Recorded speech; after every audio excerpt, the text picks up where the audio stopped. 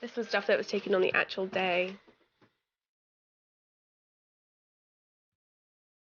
I think the original bags are inside from the date that they took them off me, which was the morning of the incident, like merely a few hours after.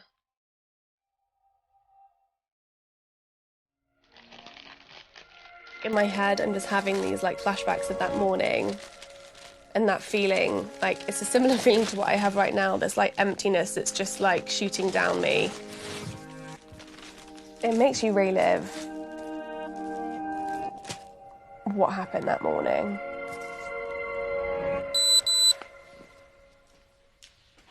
Hello, my love, you okay?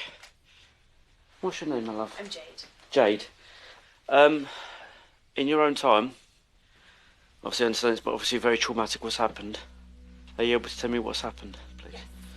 I was at a friend's birthday party. I went back with a bunch of friends. I remember falling asleep, and then I remember waking up and knowing that something had penetrated me.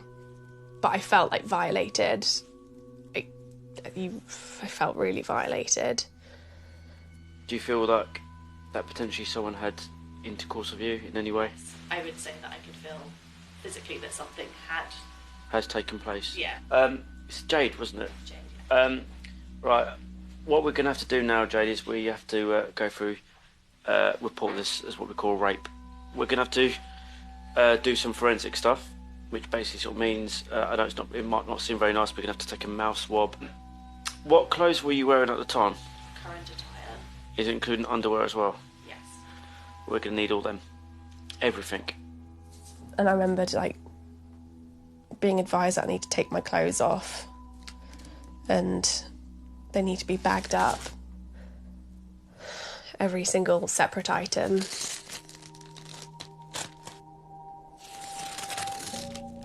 My trousers, 2 tops, a bra, my pants.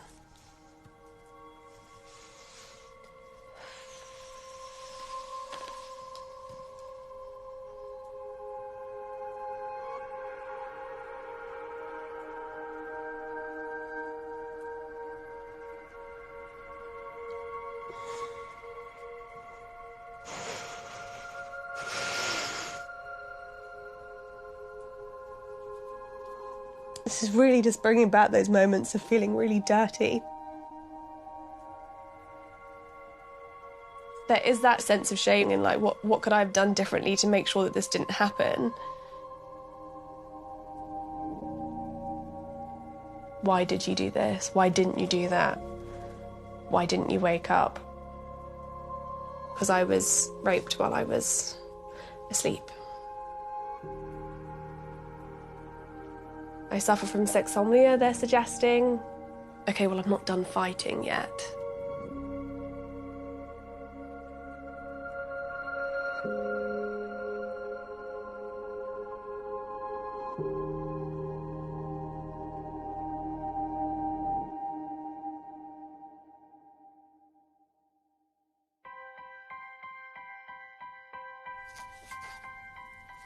It's quite nice looking back on these. We've had some great times together. Yeah, I'm just enjoying London life, really, as 2 young 24-year-olds. Isabel is my best friend. She has been with me kind of through absolutely everything. Yeah, growing up, we were inseparable. I don't know, she's always brings out the best in me, I think. She's just genuinely bloody lush. Jade is like a very confident person. She has a super strong moral compass. She's really funny. Yeah, we're basically sisters. So, I mean, there were some pictures that me and Belle had taken at the night. It feels really weird, actually, like looking back and just thinking my whole life was literally turned upside down after that moment.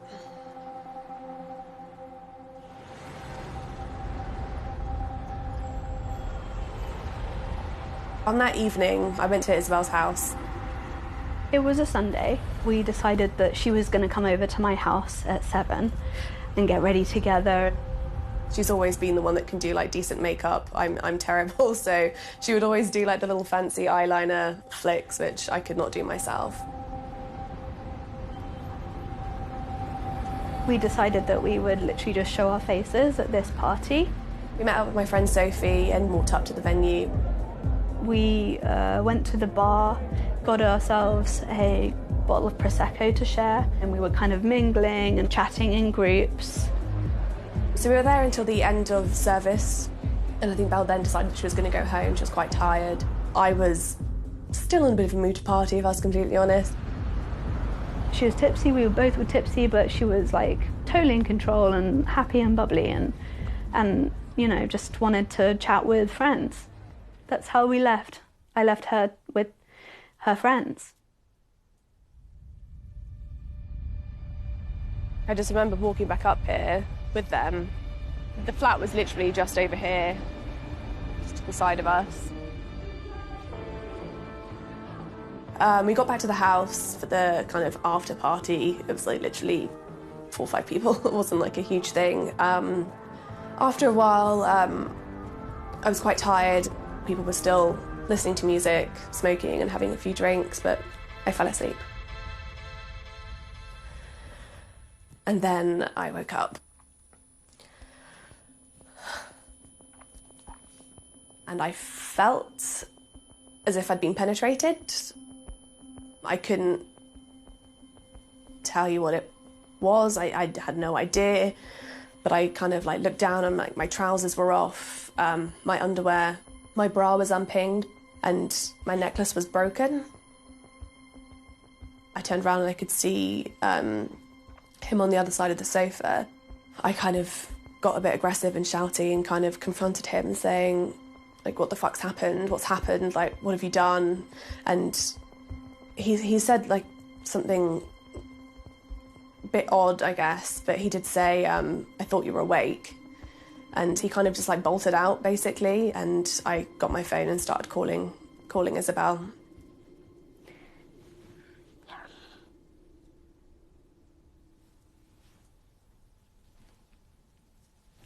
She was hysterical and sobbing.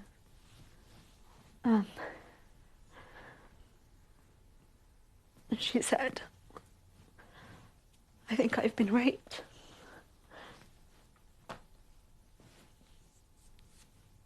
When your best friend and your sister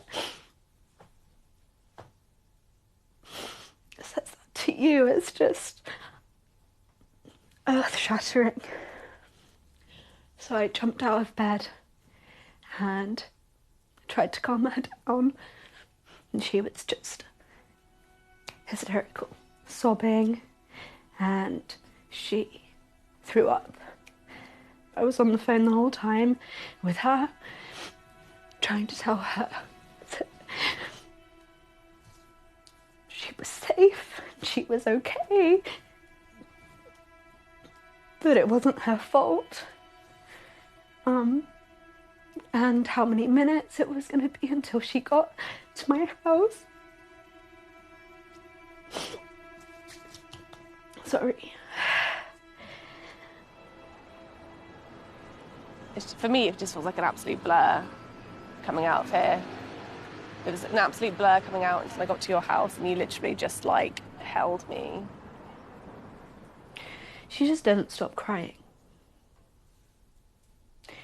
And I got her up to my house and sat her in an armchair and just held her. Yeah.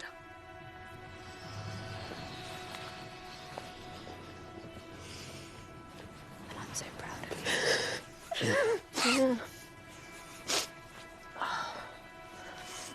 I said, you know, we should call the police. She said, yes, go on, make the call. And I made the call. Yeah, I was super brave. Super, super brave to make that decision. Thank you for coming with me. You don't have to thank me. You never have to thank me.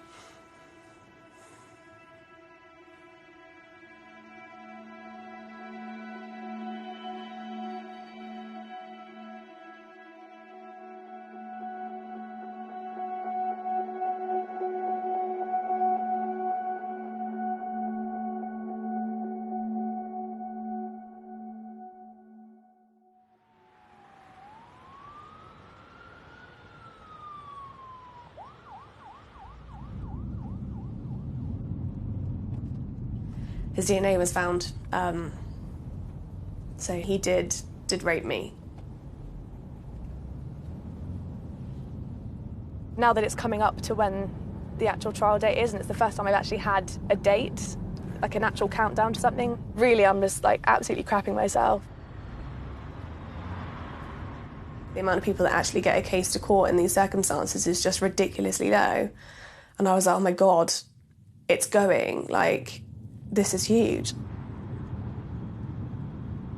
I don't even know what to expect or how I'm going to feel, as it's not me that's prosecuting, if that makes sense. I'm not prosecuting, it's the state. Therefore, I have no legal contact from a lawyer, a solicitor or anyone, whereas he has had constant insight from his solicitor, giving him advice, kind of what angles are going to go down on this trial, whereas I have no idea.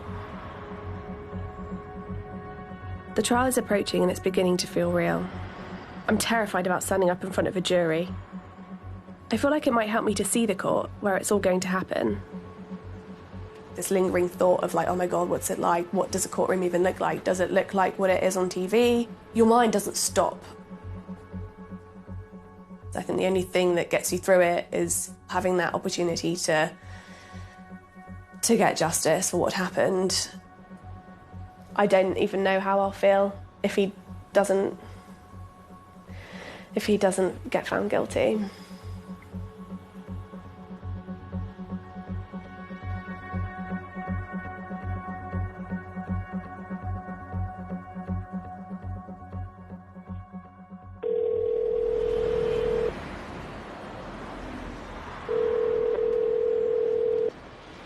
I received a call yesterday from an officer, and it basically stated that I needed to be at a police station for a meeting.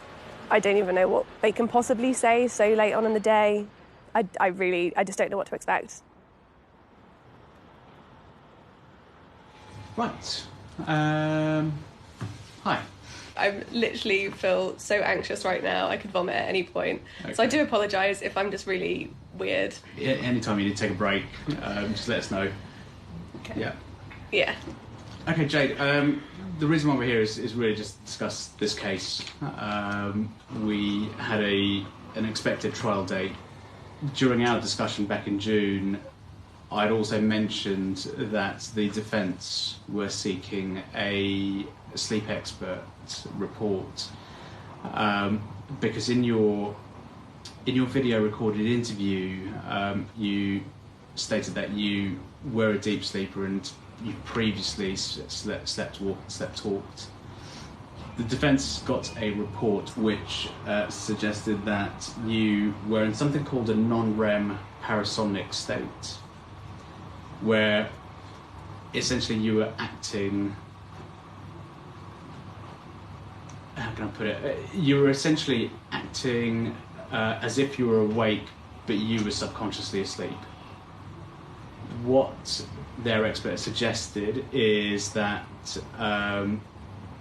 by being in that state, you've engaged in sexual activity, which has then sort of resulted in a reasonable belief in consent. I know you look very... Fuck is all I have to say. Yeah. What the... Sorry, excuse my language, everyone. It's okay. No, that's fine. Fuck. What they're basically saying is that you were in an active sleep walking, and that was kind of giving off signals that sort of led to sexual activity.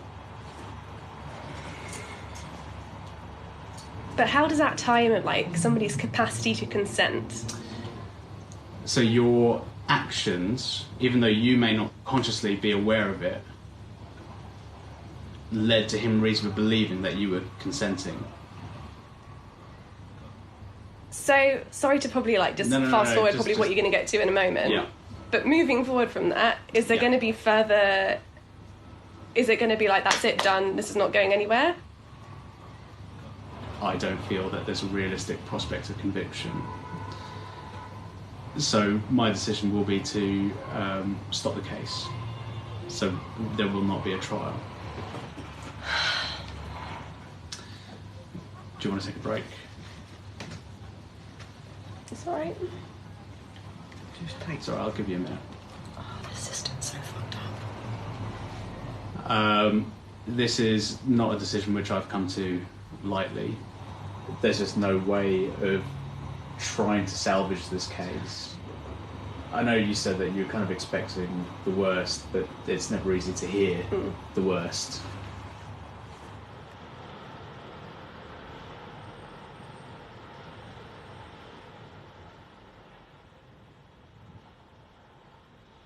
It's been dropped.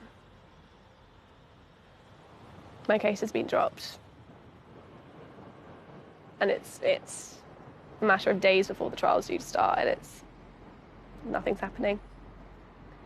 And for me, the reasonings behind it, I can't really make head nor tail of it, to be honest.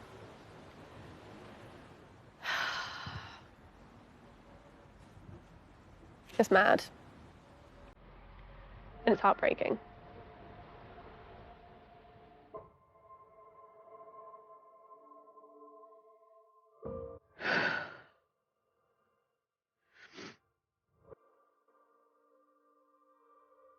I'm just genuinely so broken. I didn't think this was ever going to be something that could have happened.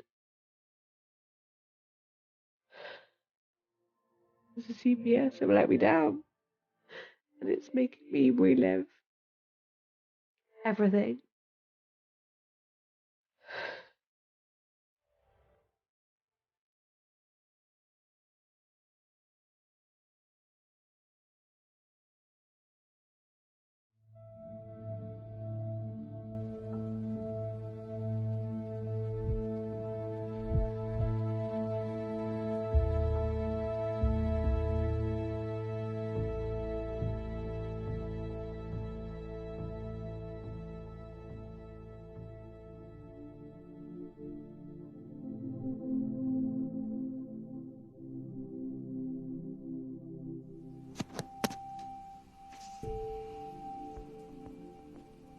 So I've just received my hand-delivered letter basically summarising the meeting I had with the CPS where they essentially dropped my case, hand-delivered by a police officer, and it's a sleep specialist concluded that the defence statement is consistent with an attack of sexsomnia. He also confirmed that even if you had never previously had an episode of sexsomnia, this could have been the first episode.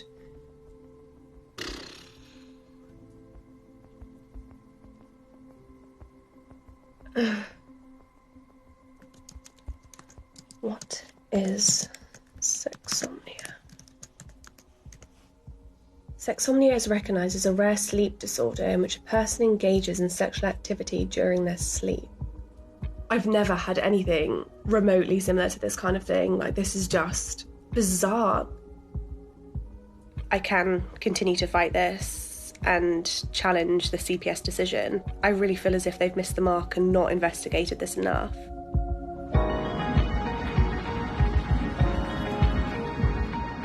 I'm determined to prove the CPS were wrong to drop my case. I've got 3 months to appeal. With that in front of me, I feel like I need to go home and see my dad. He's always been there for me, and I'll never forget calling him to tell him I'd been raped. As a father, you want the best for your child, you want to protect them and stuff like that, and you, in the early stages, you feel helpless because you weren't you. It's life-changing experience, you know what I mean? And I shit myself, to be honest, you know what I mean? It's like, is my baby going to come back and be who she was before? But thankfully, you've come through it, so, which is admirable, so brave, but I don't know how you do it. We don't do these deep and meaningful. Can you remember any, weird sleep issues I had as a kid? We always had a joke that, you could hang you up on a washing line and you'd fall asleep. I mean, even when we'd go on a car journey, within 5 minutes of being in the car, you'd be like...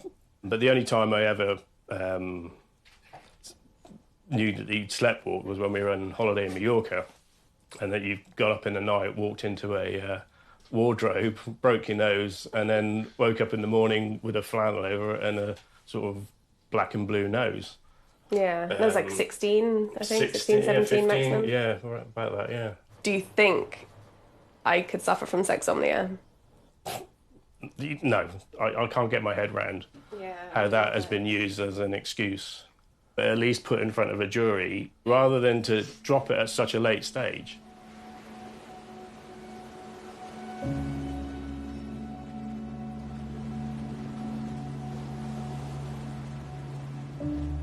My dad's just as confused as I am about why my case has been dropped. It's clear all this has had an impact on my whole family, not just me. And I'm realising it isn't over yet.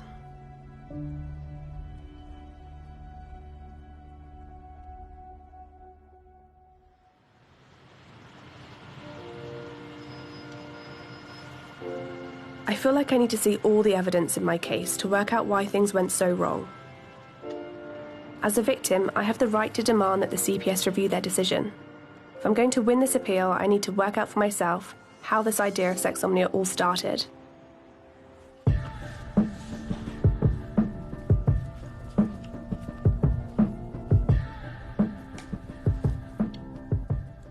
So I've got the footage of like my original police interview.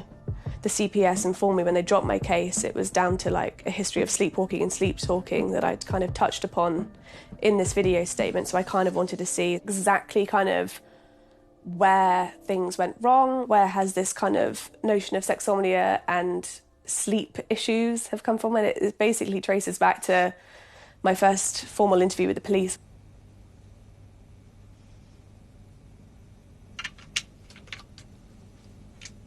This would have been a couple of weeks after the incident. I do kind of have some like haze because it was such a long time ago now. It's quite weird to see myself in that kind of really vulnerable place.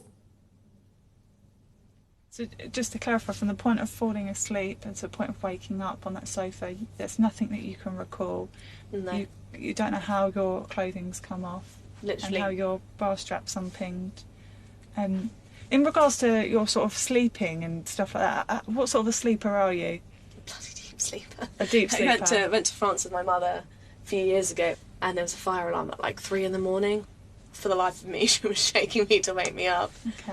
I have like, I don't know, I sleep talk and I sleep walk and I'm very much a deep sleeper and I have no recollection. Like my partner, when I snore like a terrible snorer as well, but I sleep talk and I have no recollection. Like he will remember a conversation that he had with me while I was sleeping. I would have no recollection of it. He'd be like, Jade, you're talking absolute shit last night and you're sleeping. I'm like, I'm sorry, what? And yeah, I don't know, I've always been quite a deep sleeper. So is my dad and my nan. So I think it might be genetic. I'm like, shut up, Jade. Like, don't say anything else. Like, why? Like, I am frustrated in myself for being so kind of frank and open with them. It's like less than a minute, I think, of me talking about it. To be honest, like, once saying it, like, I never really looked back on it, like, until they closed the case. I don't know, it's just mad frustrating because it could be the smallest thing that can completely crumble everything around you in this case, or in any case. It was only after the defence saw me talking about sleepwalking in that police interview that sleep experts got involved. Neither of those sleep experts saw me in person, so I'm paying to see my own private specialist for a third opinion. From hearing about sexsomnia for the first time quite recently, it's quite an out there thing, and for me, it's something I've never come across before in my life. Is this something that, like, definitely exists? Sexsomnia does exist. It's a type of sleepwalking behavior.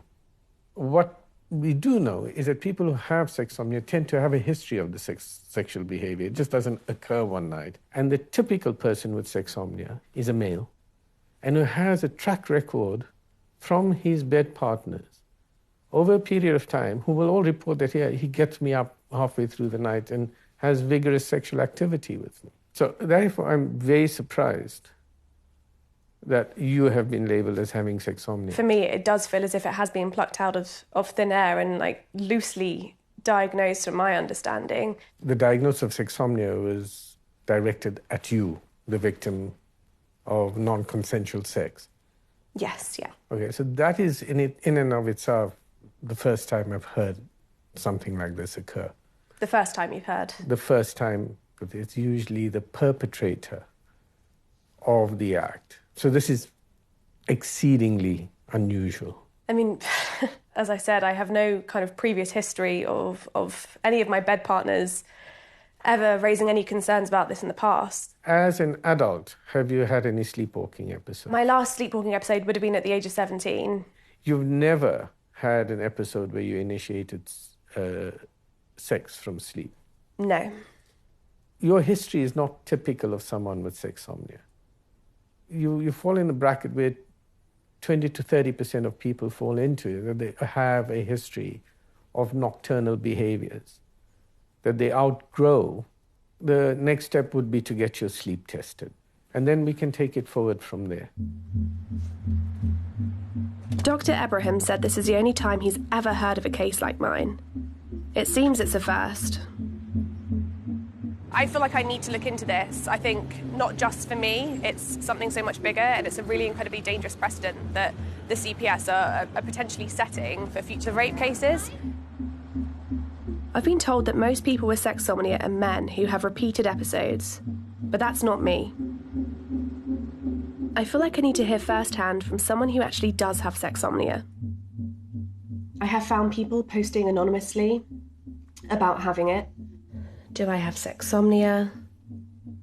My boyfriend has sexsomnia. Sexsomnia, how to deal with it in a relationship. I really do want to speak to somebody that does have it, and a guy has agreed to meet me. He says that he didn't know he had sexsomnia until his girlfriend told him. So during an episode, I do act differently. I'm quite uncoordinated, I'm quite dead-eyed and glassy-eyed, I'm not very talkative, and that's how we know that it's not me. I'm having sex in my sleep. And what kind of things happen? So I'm resting, completely unconscious, but then my body will take over and start trying to, I don't know how to phrase this properly. Basically, my hand will go down my partner's pants while I'm sleeping or while she's sleeping. And then it either stops or it can progress. If she wakes up and doesn't want that, isn't happy with it, then she can pull my hand away or push me away really easily, and then I stop. But I would have zero recollection of that happening whatsoever. I wouldn't know that happened unless she told me the next morning. And I've asked her to tell me any time that there is an episode so that I can check in with her, make sure she's okay with it. It was very confusing at first because I couldn't work out why my body was doing things that it wouldn't do in real life. And it was, there were times where I was scared and a bit worried about, would I do something that really hurts me, or more importantly, would I do something that really hurts someone else? It is not my mind, it's not who I am as a person, it's my body. And my body is involuntarily doing something to someone else. It's life-changing for me in the fact that I've been having this suggestion, and I can't imagine, like, it must be hugely life-changing for you that actually is like a sufferer of it or has the condition. This is the first time that I've really spoken about it in detail. So I don't know if I've really ever had time to sit and think to myself about it. Yeah, I don't think I don't know if I've properly processed it for me and how it makes me feel. Obviously, I want to make sure I know how my partner feels. If I had a choice, I would 100% never ever choose to do that to someone while I was asleep. If I could take a pill that would get rid of sexsomnia, I'd do it straight away. I gain nothing from it except for all this guilt and the shame, and it having to be a part of my life that doesn't at best, it doesn't benefit me in any way. At worst, it hurts somebody else. I would absolutely get rid of it if I could. I really want to thank you for today. It's really been so eye-opening to have your perspective on all of this. I'm so glad. I'm really glad that I could help. It kind of just shines a light to me that this is something that is real and that's something that should be taken seriously. Hearing what he experiences on a regular basis, this like repeated pattern of these episodes kind of really contradicts everything that I've kind of read about myself. For me, I think it just, I know deep down that I don't suffer from this. How can I prove that I don't? Rich clearly has sexsomnia, but I haven't experienced what he has. If I'm going to challenge the CPS decision to drop my case, I need to know what the sleep experts actually said about me. So I have received a pack. I know that the sleep reports are in there because that was the main thing that I'd requested. What exactly in this document is so strong to have a whole case dropping, because this is basically what's closed the case. Okay, this looks interesting. Could Jade McCrossan have had an episode of sexsomnia? A history of sleepwalking, even if only once, would establish a predisposition to sexsomnia. I find that absurd. I can't... For this thing, like this sexsomnia episode to have happened once, surely there would be like a few red flags in my history of sharing beds with people. I don't see how this can just be like a one isolated incident that just so happens to be the time that somebody who I would never have consented to have sex with has sex with me. Her behaviour would have been of someone actively engaging in the sexual activity with eyes open and showing pleasure.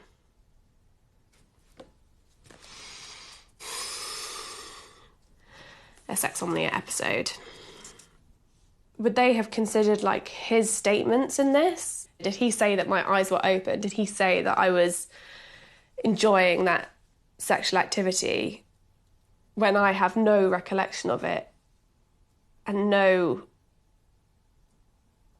having the ability to consent to it? My brain is muddled and I was hoping for further clarity. I was hoping that these reports and this information from them would like give me, I don't know, a bit of peace of mind, maybe, I don't know, a better understanding of it all. But I don't, from what I've seen just looking through now, I don't feel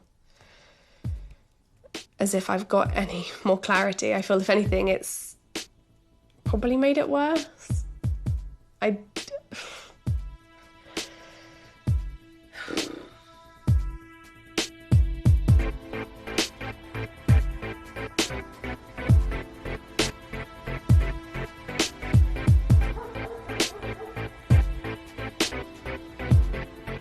If I'm going to prove the CPS should have taken my case to court, I need all the evidence I can get.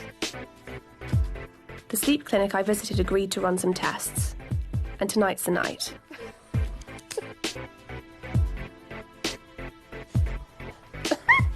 Oh, God. I don't even know what to say. I'm so not sleepy now.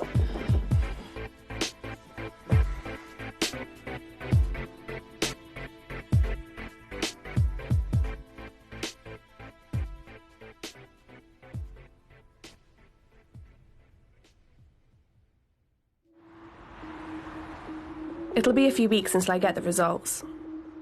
Meanwhile, I've been researching as much as I can. I found some rape cases where the defendant claimed to have sexsomnia, but a jury decided they were lying. I definitely feel that this specific case is like the creme de la creme of bullshit in the defence world of sexsomnia. Sexsomnia soldier who dodged rape trial after claiming he was sleepwalking later attacked 2 women. Joseph Short was jailed for 11 years. So not only did he get hit over the head with a lamp and claim to still be asleep, he's now claiming to still be asleep, cycling after the second woman after she managed to escape his home after being raped. It seems too easy, in my opinion, that you can just come up with this. I think it'd be incredibly interesting to speak to some of the victims in relation to this case, 100%.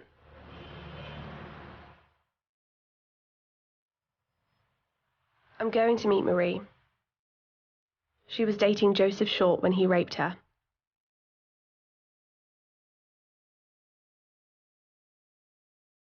It was one night, we were both asleep and just woke up in the middle of the night to him on top of me, and he was sort of strangling me. So I couldn't scream, I couldn't shout. I was more worried about him killing me than anything else. When he woke up in the morning, it was like nothing had happened. So I sort of said to him, like, this happened, like, you attacked me in the middle of the night. And he said, oh no, I have no recollection of it. I have a sleep disorder. When the police were investigating him after my statement, they put him on bail. And while he was on bail, he attacked another woman. He got on a bike and started chasing her on a bike and apparently claimed sexsomnia. It's just madness. You know, I've been raped. Other women have been by the same person in the same way with the same defence being used every single time. It took 4 people, 4 women. Just like the sheer relief of getting that guilty verdict, not just for me, but for all the other women. It was just amazing. And knowing that he was being sent away for such a long time as well, felt like I'd been heard. I just hugely feel for you, because you might not get that. Hopefully you will, but just keep on fighting the good fight. It kind of makes me feel sick to the stomach that could have all been avoided. Marie could have not been raped if the justice system was actually functioning in the first instance, and that rapist didn't get away with the sexsomnia defence. From what I understand, it's something that can be so easily manipulated in the courts, and that is really scary. It's kind of reignited that passion to continue fighting and just know that as a survivor or a victim, like, you're not alone.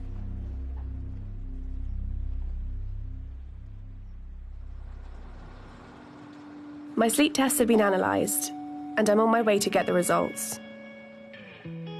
2 sleep experts have already said it's possible I had an attack of sexsomnia, so I'm feeling nervous about what I might hear. We're now here to talk about your results. One thing we have found is that you've got mild sleep apnea, but you also have a lot of snoring in your sleep. The fact that you've got sleep apnea will point towards you having a trigger factor for sexsomnia. So, could it be one isolated episode in a quiet storm of events? Yes. Can we completely rule it out? The answer is no. There's no history of sexsomnia, and there's no clinical history of sexsomnia. Can you give me like an idea of the probability that happened? That is the billion-dollar question. We can't. So there is a shortage of proper scientific study in this. Right? So we cannot give a definitive probability. That would be misleading. Wanting a definitive black and white answer, yes or no, was it or wasn't it, is not going to happen, because no one knows exactly what happened that night. I have been looking back at previous rape cases, and sexsomnia has become increasingly more common as a line of defence. And there are lots of lawyers out there trying to get business out of it. That's why I don't do many cases any longer. Do you ever worry that you get it wrong? We're not getting it right or wrong. What we're saying is this is the body of evidence for this. This is the body of evidence against it. It's for the juries to get it right and wrong. Just a shame it never got that far because of the CVS, indeed. Exactly. Do you think sleep experts who give medico-legal opinions are arguably like supporting an industry around the sexsomnia defence? The ones who are enabling it are the ones who are advertising that they can get you off. The sleep experts are not the target. We are providing an opinion on information given to us.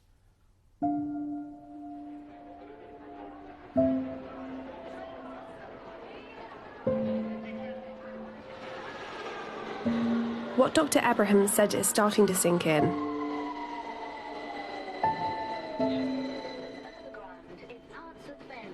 He can't rule out the possibility that I had an attack of sexsomnia. If no sleep expert can ever rule that out, how am I ever going to prove my case shouldn't have been dropped? I've been holding on to that hope.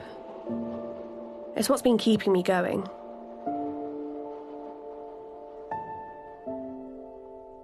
It's a real big, huge mess in my head. These specialists have come to this conclusion that my health I just don't have it. It just doesn't make any sense.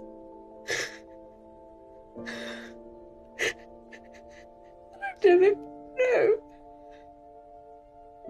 never going to know explicitly what happened.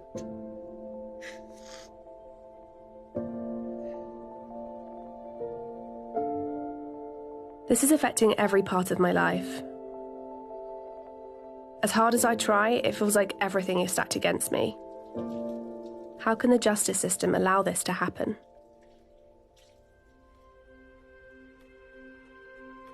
So I've been looking online and actually come across actual websites of solicitors with dedicated web pages to the defence Sexsomnia. So on this website there is a dedicated web page the title is Sexsomnia Defence Successful. The client was found not guilty. I find it really, really troubling. I'm going to meet a barrister who's defended in 2 Sexsomnia trials. I want to know if some lawyers are potentially manipulating this defence. Essentially, I do have concerns for people perhaps misusing Sexsomnia as a line of defence. I mean, I have seen it almost glorified and advertised on some solicitors' websites as an almost get-out-of-jail-free card. Do you think that kind of line of defence is being abused within the system? I think you're right. There are certain firms of solicitors that are advertising their expertise in this particular area.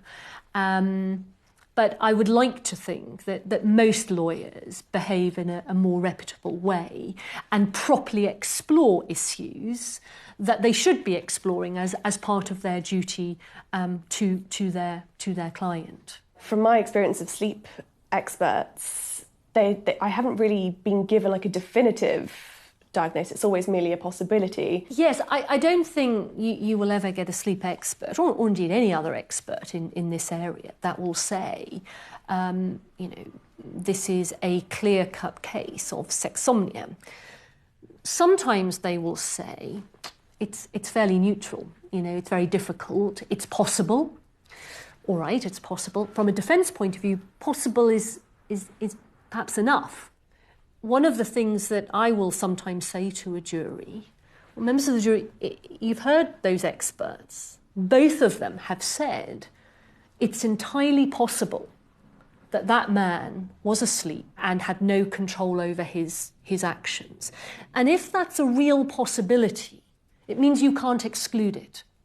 And it's a very fundamental part of our system that if the prosecution bring a case, they really have to prove it, and they have to prove it so a jury is sure, because that's the safeguard. And the reality, and I'm often asked this, do I think as a result of that some guilty people get off, are acquitted? The answer is yes, I do. But I generally come back to the point that I would rather that be the case than we're convicting people of serious offences that are genuinely not guilty. It completely makes sense, and I completely understand your perspective, but it is a hard pill to swallow. You hope that process, that criminal trial process, will enable those genuine cases to be pulled out from those less genuine. But is there a guarantee that will always happen? I'm afraid there isn't.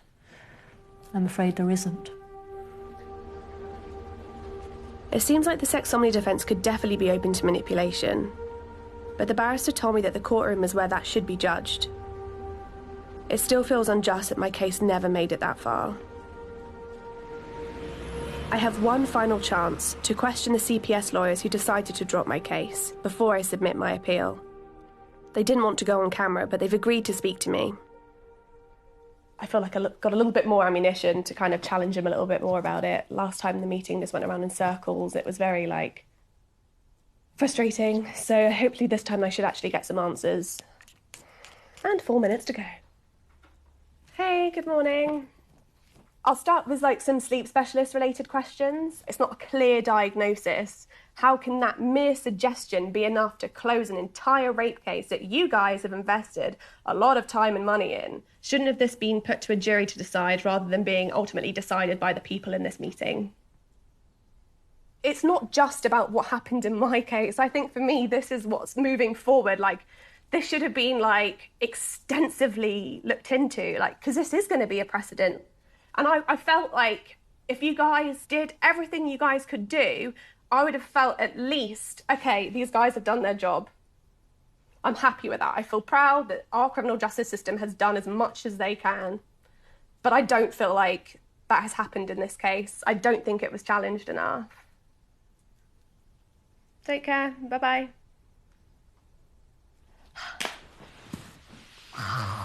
Fuck's sake. They kind of really stuck to their guns when it came to, this was our case theory, this undermined our case theory, end of. My mood now is that I'm completely fired up and ready to take everything on. So I'm going to be putting forward my victim's right to review, kind of show to them that I'm not going down quietly about this. After all the people I've spoken to and everything I've learnt, I'm ready to submit my appeal. The CPS will now look over everything in my case again.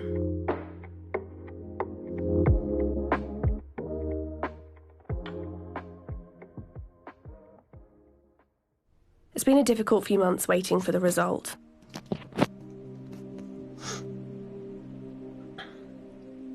So I've just got back from work. I've had my decision from the victim's right to review. And the chief Crown Prosecutor that has reviewed my case has pretty outrightly said that he doesn't agree with the decision of it being closed and marked as no evidence, and that it should have been seen in front of a jury. How can I be let down, and how can a rapist walk free based on the CPS's mishandling and misjudgment of this case? And them actively now acknowledging that it is wrong. They know it, and they've said it.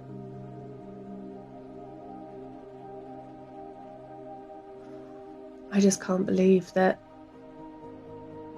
they've acknowledged it.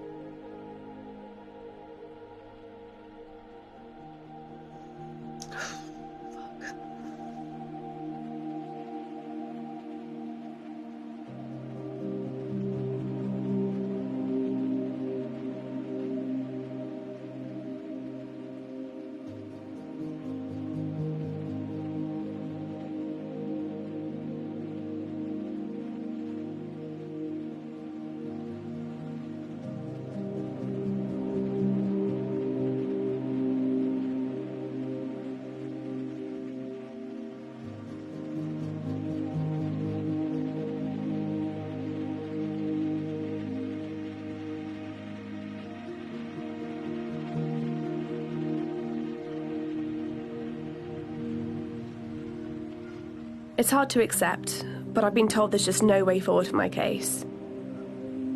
Because it was closed completely, the law says it cannot be reopened. But I know now that I'll never have my day in court. So I need to find my own way of putting all this behind me.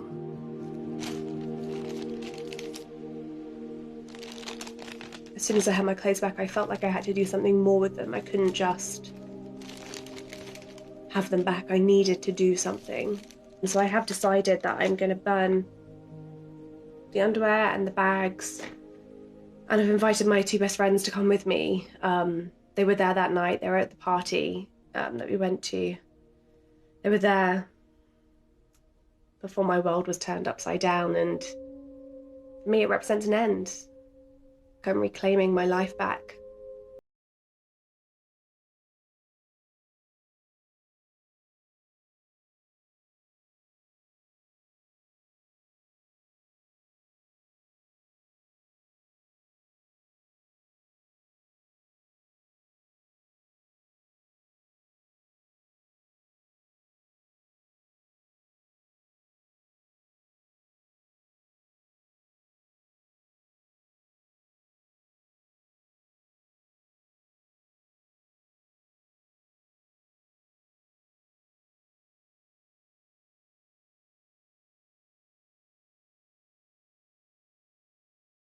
Seeing it just go is great.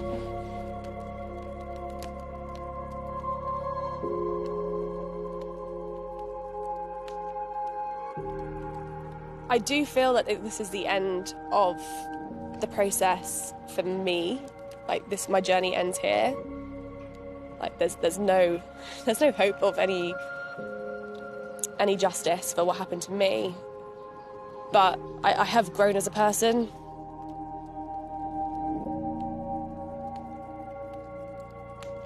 Fuck, it does feel good. They're gone. I thought I was going to cry, but I don't think there's sadness. I think it's just... relief, almost? Relief.